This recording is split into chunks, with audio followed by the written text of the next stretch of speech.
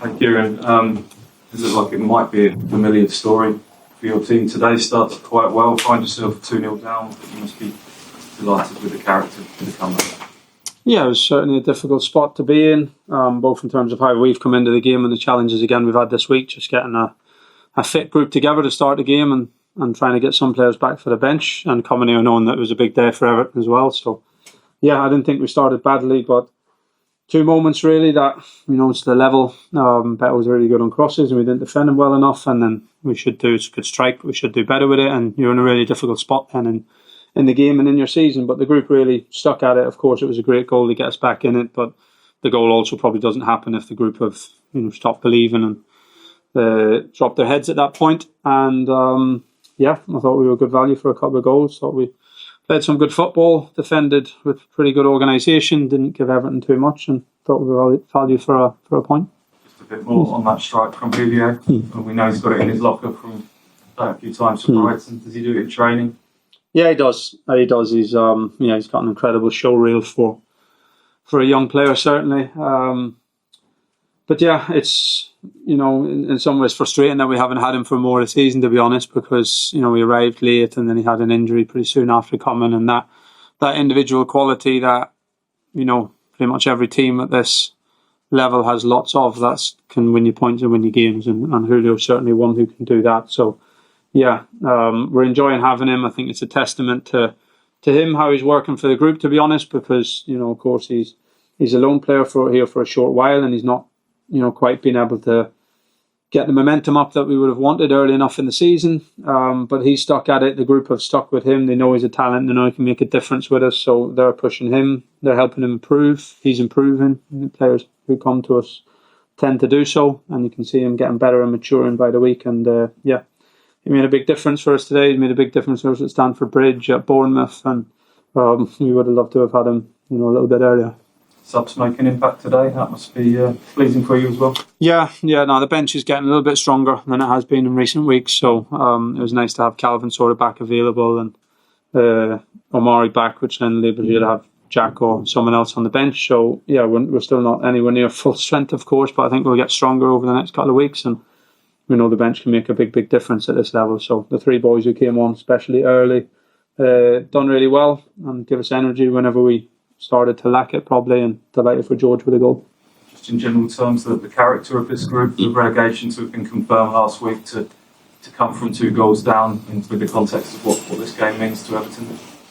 Yeah, I think that's evident, and to be honest, I think it's been there all season. Some days it's harder to show it than others with the level of the opponent, but I think it's been there all season and shown again today. In a difficult circumstance, everyone stuck at it, even at the start of the second half. We started really well, but then there was a spell where we had to defend all together for 10 minutes with real discipline, and even at 2-1 down, everyone was prepared to do that, and you do that, you give yourself a chance to push on later in the game and get the goal back. So yeah, I don't think there's any question mark around that. It's how it has to be. The supporters deserve it, and that's what we have to keep on showing.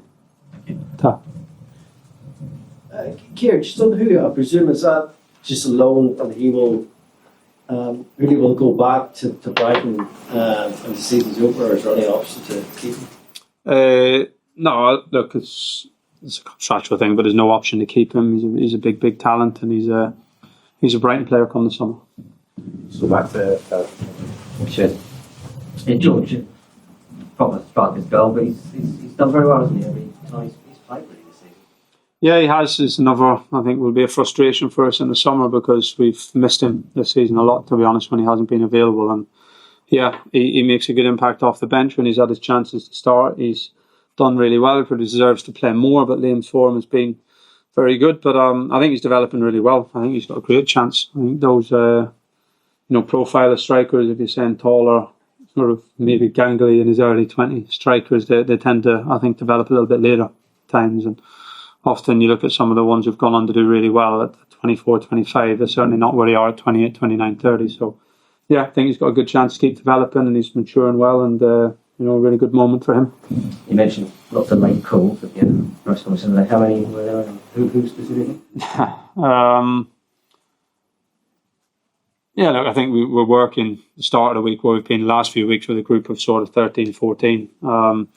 all the boys who were on the bench who back in, so Jens, Calvin, Axel, not fit to start the game, but made themselves available for the team really. Omari, of course, good to get him back in the side today, and we're missing, probably our 4 first choice fullbacks, if you want to call it that, which is pretty unusual. So again, it's a back line of 2 centre halves out of position really in the fullback positions, and Wolfie and Burge really stepping up. So a lot of challenges, but the boys have coped with it well. And the second Everton goal, did it take a distraction? You couldn't really see from the...